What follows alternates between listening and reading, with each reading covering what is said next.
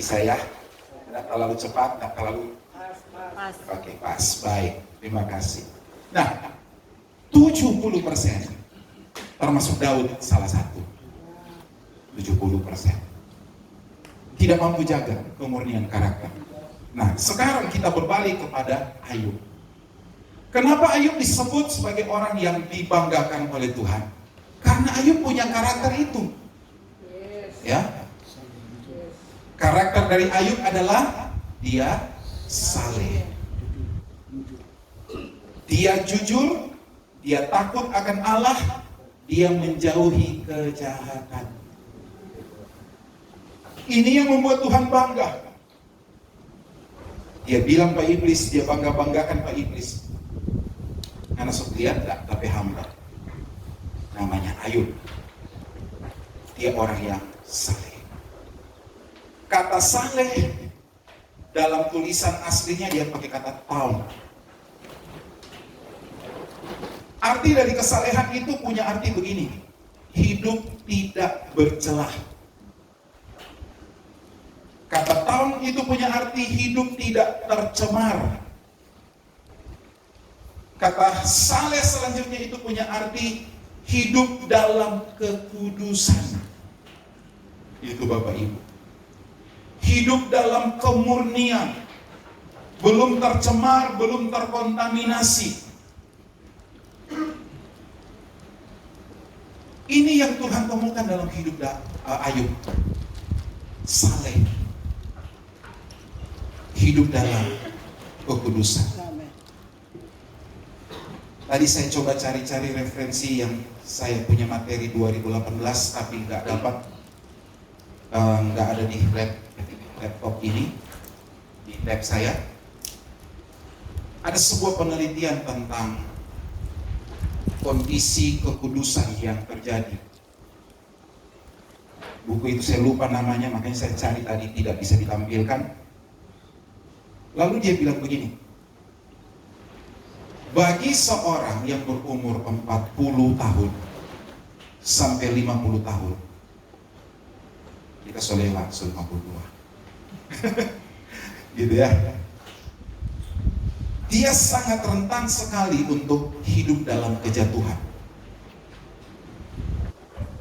Mahasiswa pernah tanya begini, kenapa umur 40 sampai 50? Karena di umur demikian, kita telah ada dalam posisi yang sangat matang. Keuangan, reputasi, ya seperti yang Ayub. Alkitab bilang, Ayub itu kalau dia mau istri banyak, karena banyak duit. Siapa yang tidak mau kepada Ayub? Reputasinya hebat. Betul kan?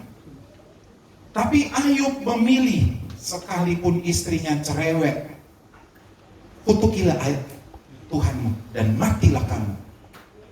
Mungkin kalau Ayub itu hidup di zaman sekarang, dia bilang gini, pigi jongan. Gitu kan? Mana tahan? Mana tahan? Tapi Ayub berani untuk mempertahankan itu. Di tengah titik nol tadi, Ayub berani untuk jaga kekudusan hidup. Bapak Ibu, penting kekudusan itu. Alkitab menyebutkan dalam kitab Wahyu 12 ayat 4, seperti bintang di langit akan diseret oleh ekor naga. Kita bukan sepertiga pasir di laut. Kita hamba-hamba Tuhan. Saya berbicara dari sisi sebagai hamba Tuhan. Saya sendiri pun rentan. Saya sendiri pun diancam untuk hidup sebagai orang yang gagal. Saya punya keuangan. Saya punya reputasi. Tapi ketika saya belajar dari Ayub, maka saya bilang begini, Tuhan akan bangga kalau saya tetap bertahan seperti Ayub. Sepertiga bintang diseret oleh ekor naga. Di ekor ada alat kelamin.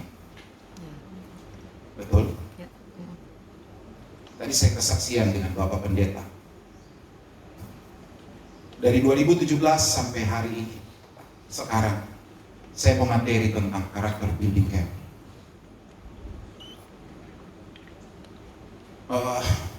CBC kemarin dari 300-an orang itu 117 apa 71 orang mahasiswa Kristen. Di situ ada anak gembala, di situ ada pelayan-pelayan altar. Dari nilai nominal jumlah orang dari 117 atau 171 punya keinginan bunuh diri. Setelah di-sharing, penyebab salah satunya adalah salah satu pernah dilecehkan oleh gembalanya. Ada yang pernah diperkosa oleh gembalanya. Saya harus bicara jujur.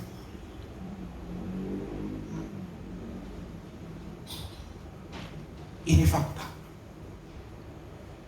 Ada yang merasa tersakiti melihat kehidupan gembalanya yang tidak kudus. Sementara dalam satu penelitian, kita target, Bapak Ibu. Dalam satu penelitian dalam sebuah jemaat, dari 100 orang jemaat, 50%-nya itu wanita. Ketika diberikan survei, maka keinginan wanita untuk berkenalan lebih lanjut terhadap gembalanya itu, yang selalu berkhotbah di atas mimbar, yang mengajar kepada mereka, yang mengunjungi mereka, memberi penguatan-penguatan, 25% ingin berhubungan lebih lanjut. Kalau ini temperamen kita buka celah, hancur Bapak Ibu. Betul toh? Tapi istri bilang begini, pokoknya anak mana pilih kita mau ikut coba. Mana. Ya.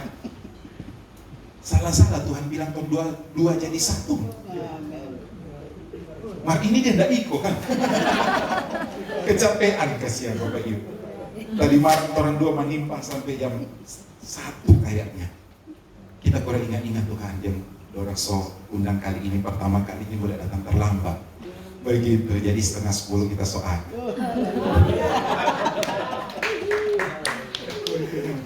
Haleluya. Minta maaf kan. Kita aja bilang begini kok Pak rekan-rekan mahasiswa. Moni kalau jadi, kan Moni mau sekolah ini jadi gembala, pelayan Tuhan. Minta maaf Bapak Ibu minta maaf. Jangan biasakan jabat dusta.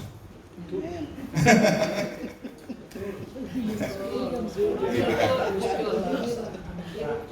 Terus terang. Iya. Dia biasa badusta. Kalau mau dia undang ke orang, tulis jam 8, jam 8. Jangan mulai jam 12, undang jam 8. Nah itu cuman kita juga di waktu di gereja kita, Pendeta John Awi tegur. Kami undang Natal jam 6 sore, jam 5 beliau sholat. Oh dia mulai 7:30. Dia korek lagi kita, bukan main mau dipepang bagus.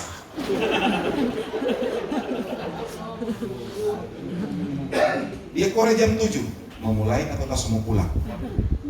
Kita bilang di panitia mulai, tunggu wali kota belum ada.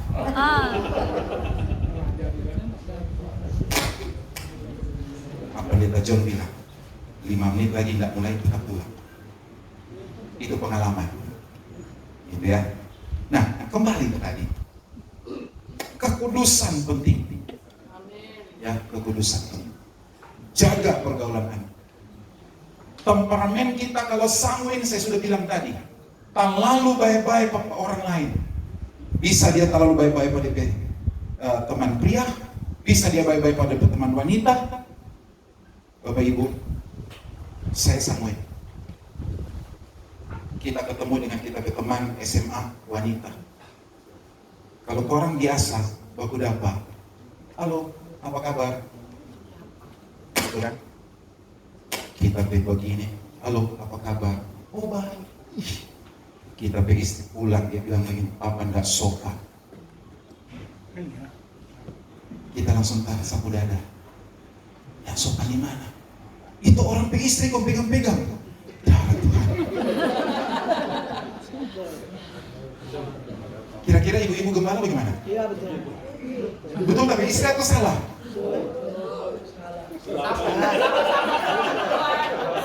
Setengah. Ya? Setengah. 50-50. 50-50 kan? Kita bilang, aduh orang budaya kalau orang Bitung begitu no. Halo, apa kabar? Iya. Kalau dia bilang begini, itu nggak sopan. Nana dulu bukan pendeta, sekarang pendeta. Oh nanti jadi pendeta baru boleh.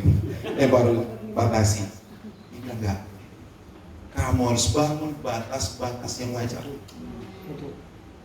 Jangan buka celah untuk iblis. Jadi kalau sekarang aku dapat yang perempuan, halo. Karena ini tangan karena sudah terbiasa menyapa orang. Langsung tangan isi di belakang. Jadi tadi kalau ibu pendeta yang mau selamat kalau kita lupa sedikit kaku, kita jadi dapat ingat tapi istri. Haruskah? Penolong. Itu dia. Jadi dari baku sedu orang lagi. Hasil dari karakter building camp. Anak-anak Bapak Ibu, mungkin Anda lihat setia melayani membantu Anda. Saya punya nama-namanya dan data-datanya.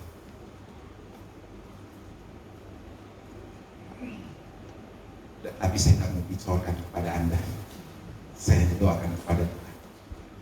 Tapi istri bilang, papa kayak simpang-simpang orang pedosa. Dia urus-urus orang pedosa. Kita bilang salah-salah. Di situ orang pepongnya kuat. 350 orang. Nanti kita akan bikin karakter building camp bulan September. Kapasitasnya bertambah jadi 450 orang. Dan ditemukan kemarin ada yang terlibat LGBT dari 300 orang adalah 18 orang.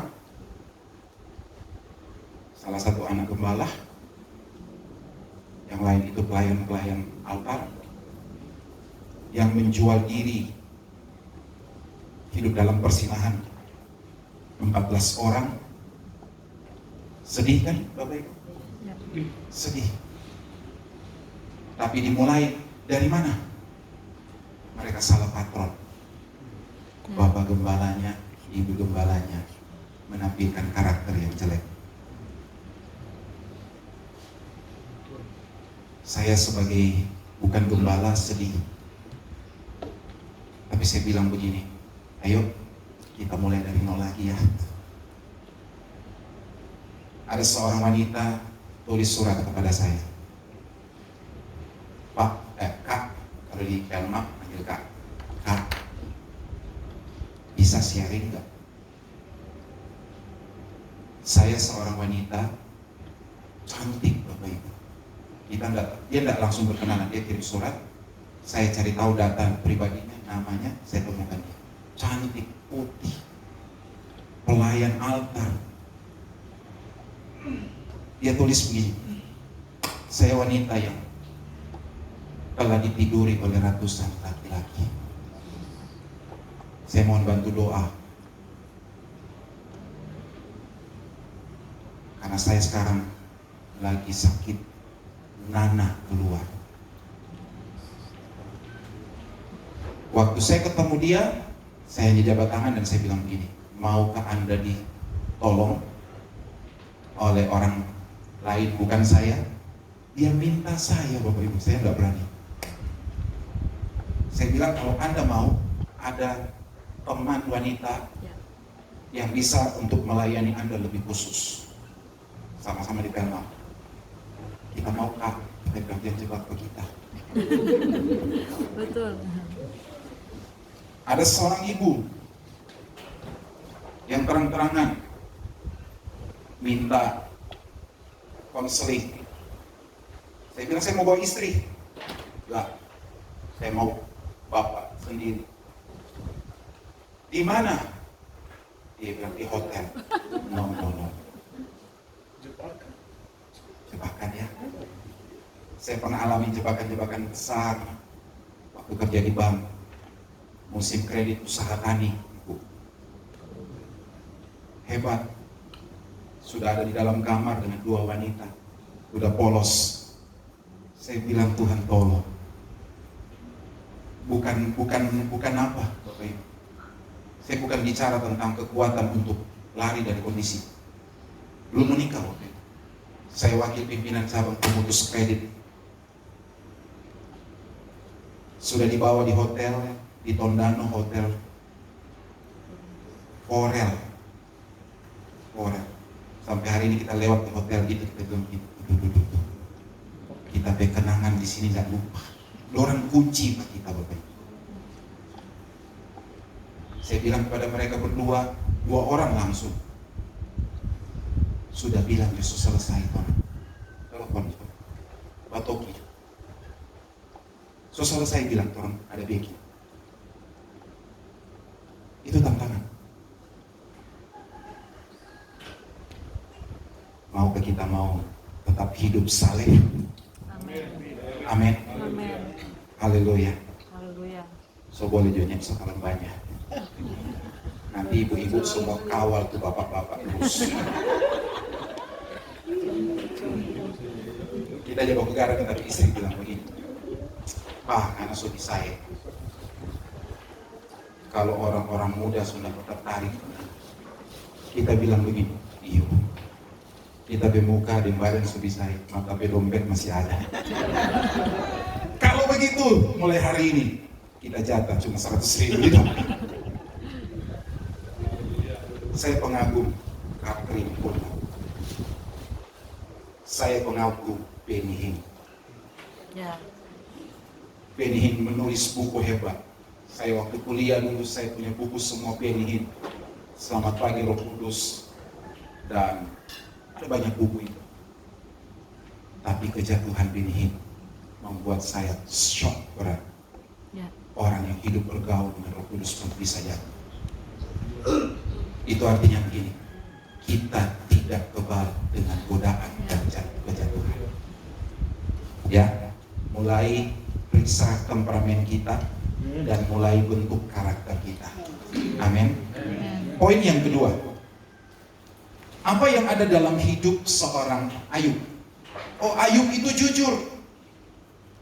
Kata jujur punya tulisan aslinya dia pakai kata yasar. Yasar itu punya arti yang pertama, orang jujur itu adalah orang yang lurus hati. Lurus hati itu berarti tidak bengkok. Lurus hati itu punya pikiran begini, dia sudah selesai dengan dirinya sendiri. Lurus hati itu artinya begini, dia sudah berdamai dengan dirinya sendiri. Ada banyak kali kita belum pernah berdamai dengan diri kita sendiri. Sekalipun kita seorang penyampai firman di atas mimbar, kita pun seorang gembala, pelayan Tuhan, hamba Tuhan, banyak kali kita punya kelemahan. Karena apa? Kita nggak pernah selesaikan dengan diri kita sendiri. Pada akhirnya akan timbul luka di hati, dan ketika kita menampilkan karakter keluar, maka luka-luka itu pun akan ikut menampilkan karakter yang tidak benar. Itu tuh lurus hati. Lurus hati punya pengertian yang kedua adalah jujur itu punya pengertian yang kedua adalah tulus hati. Orang tulus itu adalah orang yang tidak pakai trik, orang yang nggak pakai intrik. Orang tulus itu adalah orang yang berjalan dalam rel, nggak pernah keluar dari rel. Itu tuh orang jujur. Ayub menunjukkan itu, bahwa sepanjang hidup yang dia alami, baik ketika dia diberkati maupun ketika dia berada pada titik nol, dia tetap jujur, tetap tulus di hadapan Tuhan. Ya, walaupun istrinya bilang ujanjo itu Tuhan, Ayub tetap jaga di berdiri. Haleluya.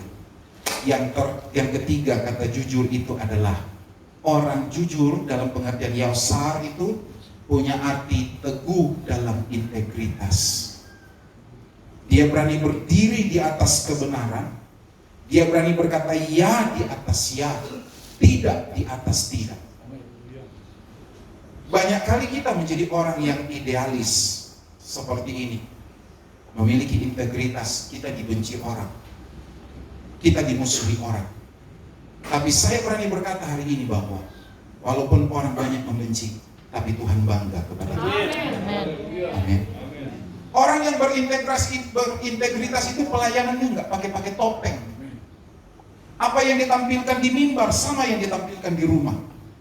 Apa yang dia katakan itu, apa yang dia pikirkan itu sama semua. Nggak akan pernah ada yang menyimpang. Bapak Ibu, satu waktu saya diuji integritas. Kalau orang Bitung tahu tentang korupsi dari PT Bangun Bitung, saya jual barang, jual oli, satu drum harga 6.600.000. Pada waktu dipanggil oleh kejaksaan untuk bersaksi, ini nota Anda? Iya. Apakah Anda jual nota kosong? Tidak. Apakah Anda kenal orang yang membeli? Tidak. Semua orang yang datang membeli di tempat saya itu sama saya anggap pembeli. Saya tidak pernah tahu mereka mau bikin penggelapan.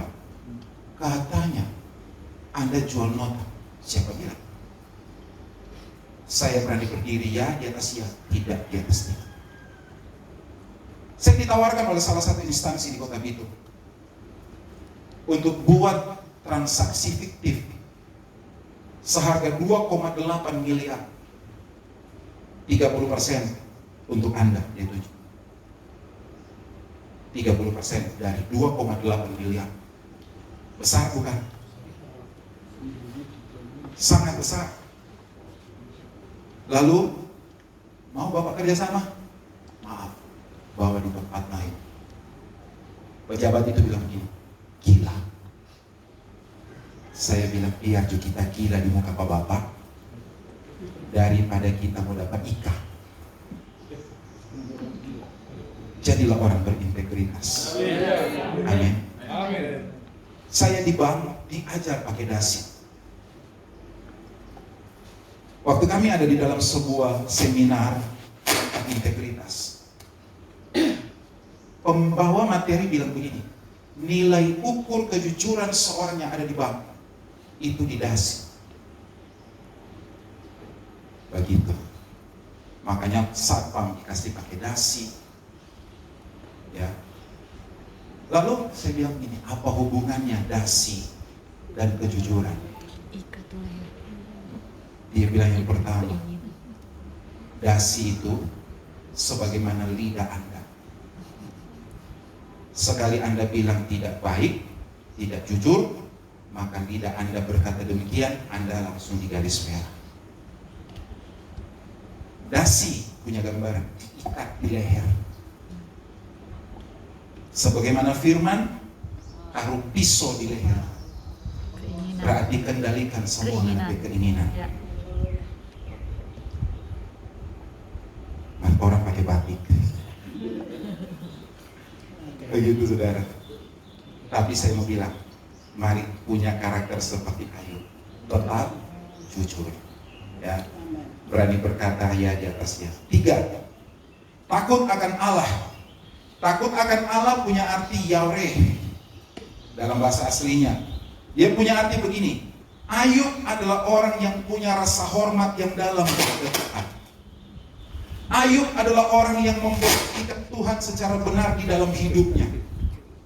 Ayub punya kebanggaan tentang Tuhan dalam hidupnya. Makanya dia menjadi orang yang dibanggakan oleh Tuhan. Dia orang yang takut akan Tuhan. Yang terakhir, karakter Ayub yang terakhir adalah Ayub menjauhi kejahatan. Kata menjauhi kejahatan adalah dia konsisten untuk hidup di jalan kebenaran. Konsisten untuk tidak melakukan hal yang tidak benar. Yosua diberitakan oleh Tuhan, teguhkan hatimu, kuatkan hatimu. Jangan kamu menyimpang ke kanan maupun ke kiri supaya kamu berhasil. Kita hamba-hamba Tuhan diikat oleh dasi untuk tetap berkata jujur, untuk tetap takut akan Allah. Ada sebuah ikatan perjanjian antara kita dengan Tuhan. Kamu jadi hamba, maka segala kebutuhan hamba aku akan penuhi. Tuhan mau kasih itu, Tuhan mau berikan itu kepada kita, asal kita tempatkan Tuhan pada posisi kita yang pertama. Kamu adalah orang yang akan diberkati. Mari jalan di jalan yang telah dibangun oleh Tuhan, menjauhi kejahatan. Nah, saya catat di sini Bapak Ibu, Tuhan akan membuat kita ini menjadi orang-orang yang akan dipromosi oleh Tuhan. Amin. Amin. Amin. Saya percaya setiap kita punya kerinduan, gak akan jadi biasa-biasa. Satu waktu Tuhan angkat kita untuk dipromosikan oleh Tuhan. Tapi ingat, di balik semua promosi yang Tuhan beri, jangan sampai lupa tentang karakter kita ini. Di-upgrade, dipertajam, dijaga. Karena karisma, popularitas membawa kita bisa sampai ke puncak. Tidak sedikit orang yang Tuhan promosi ada di puncak, tapi karakter yang jelek membuat dia jatuh. Iya. Betul kan Bapak Ibu? Ya. Tidak sedikit. Jadi kalau hari ini kita percaya kita mau dipromosi oleh Tuhan, maka kita harus memiliki karakter yang kuat. Sekarang, kalau demikian, apa tantangan dari sebuah karakter? Tadi Ibu Davis khotbah ini, gitu ya. Tantangan dari sebuah karakter, coba Anda lihat ayat yang ke-9-nya. Lalu jawab iblis kepada Tuhan, apakah dengan tidak mendapat apa-apa, Ayub masih takut akan Allah? Ini tantangan. Waktu kita didapat banyak hal dari Tuhan, waktu kita diberkati oleh Tuhan, waktu kita boleh diangkat, dipromosi terus oleh Tuhan, maka kita akan menjadi orang yang takut akan Allah. Ini konsep yang diberikan oleh iblis, supaya orang-orang ini menjauhi orang-orang yang tidak menghormati Tuhan. Kata Yare tadi punya arti, sekali lagi saya ulang, sangat mengagumi Tuhan, sehingga kita memilih untuk memutuskan dan menghormati Tuhan. Kata Yare atau takut akan Tuhan punya arti, ini sebuah kehidupan konsisten, kesalehan konsisten yang terus kita pelihara. Nah, dua hal ini iblis ingin buat kita ini menjadi orang yang gagal berkarakter. Apa yang dia bilang? Apakah Tuhan, apakah kalau Ayub tidak dapat apa-apa, apakah dia masih menjadi orang berkarakter? Itu kan Bapak Ibu. Kata tidak mendapat apa-apa, dia pakai pengertian dari bahasa aslinya. Dia pakai kata kinam. Kinam. Dua hal yang saya angkat. Kata kinan itu punya arti yang pertama adalah dibuat menjadi nol, yang disotakan oleh Ibu Dewi tadi. Dibuat jadi nol. Ayub orang yang paling kaya, Ayub punya reputasi hebat. Di mata orang waktu banyak, Ayub itu orang yang luar biasa. Tapi Tuhan proses dia menjadi orang yang berada pada titik nol. Kesakitan terbesar dalam hidup seseorang yang pernah ada dalam puncak adalah ketika dia dicampakkan jadi nol. Kesakitan dari seseorang yang memiliki harta yang banyak ketika habis hartanya. Bapak Ibu ada punya BRI? Primo? Saya dengar berita tadi pagi? Kosong semua. Kosong? Terbukti? Kosong ya? Kan kita lihat ada yang gelisah ya. Tadi saya di WA, apa? Katanya BRI kosong. Ya kita tak ada tabungan di BRI, tak salah. Sekemarin hari saya dapat info. Anda lihat ini, Tuhan semakin dekat. Info dari para pemasok bahan baku oli menutup semua produksi. Shell, Castrol, Pertamina tanggal 10 atau 15 oli naik 10-20%. Dan toko-toko yang akan diberikan jatah oli adalah hanya toko-toko terpilih. Jadi Bapak Ibu yang punya mobil, mau cari tempat ganti oli lagi, mungkin oli Bapak Ibu sudah nggak ada. Semua kosong. Beberapa item ban mobil sudah diorder dari bulan kemarin, nggak ada barang. Lalu muncul sebuah berita akan terjadi PHK besar-besaran. Lalu muncul sebuah berita yang terdengar dari tahun kemarin bahwa akan terjadi masa yang sukar, orang tidak dapat lagi beras dan beras akan naik 40.000 per liter. Kalau kita ada di posisi ini, dibuat jadi nol, apakah kita masih mempertahankan karakter yang baik atau enggak?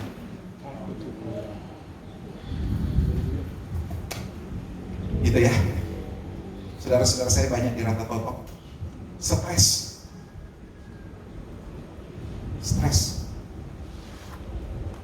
Bulan kemarin stres. Mas Cukim itu mas yang diambil. Itu mas di sana itu Bapak Ibu enggak ubah dulu. Jaga masuk sampai di ratusan meter ke bawah, ratusan meter ke bawah diambil. Di sana itu ada di kuli-kuli tanah sekarang. Muncul dari dalam tanah. Rata Totok diberkati. Oh, tapi kemarin muncul berita akan dirazia oleh polisi.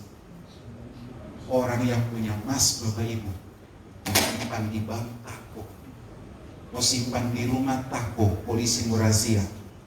Dong bikin apa? Dong gali lubang. Ada yang dinding-dinding begini, itu dibikin lubang, diisi emas, tampal cor lagi. Sekarang banyak yang punya emas, gak bisa jual. Pendeta-pendeta mulai tepuk jidat, perpuluhan berkurang.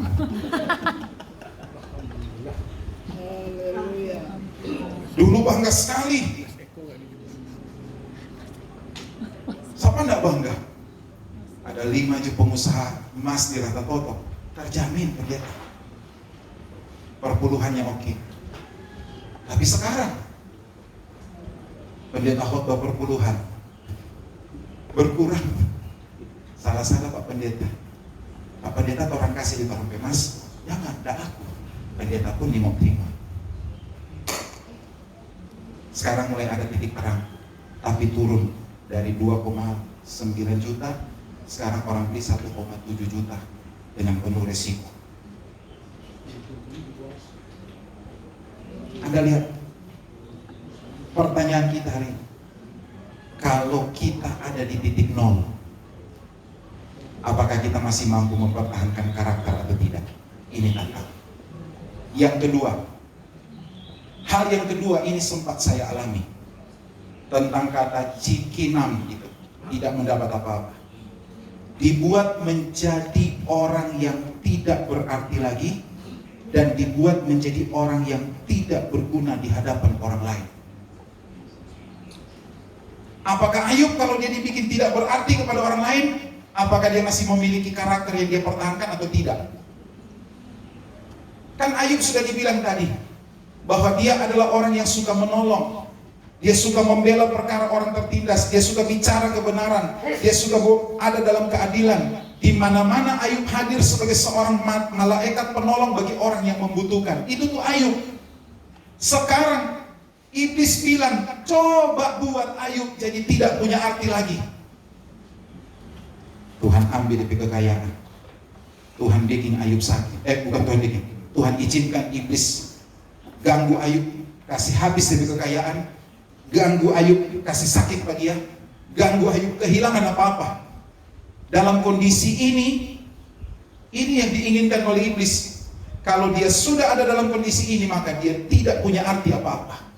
Dalam salah satu ayat di dalam Alkitab, Ayub bilang begini, orang-orang yang pernah dia tolong, orang-orang yang pernah dia bagi-bagikan sesuatu, orang-orang yang pernah dia angkat, dia bela, semua orang itu menertawakan dia.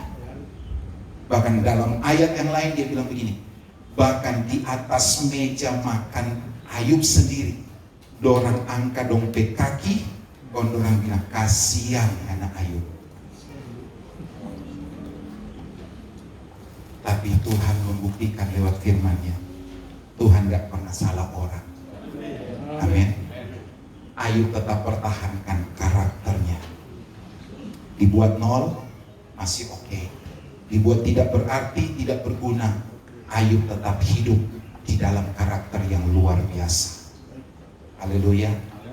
Haleluya. Yang terakhir Bapak Ibu, sama-sama yuk kita baca ini. 3, 2, 1.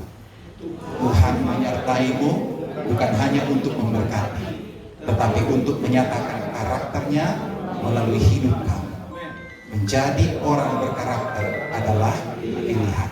Sama-sama yuk di ayat di bawah, 1 Timotius 4 ayat 16. Awasilah dirimu sendiri dan awasilah ajaranmu. Bertekunlah dalam semuanya itu, karena dengan berbuat demikian engkau akan menyelamatkan dirimu dan semua orang yang mendengar engkau. Amin. Mari jadi orang yang berkarakter. Orang lain boleh jual karakternya, tapi kita anak-anak Tuhan, hamba-hamba Tuhan, gembala-gembala, mari kita sepakat untuk berkata, saya mau menjadi orang yang dihargai. Tuhan memberkati kita semua. Haleluya.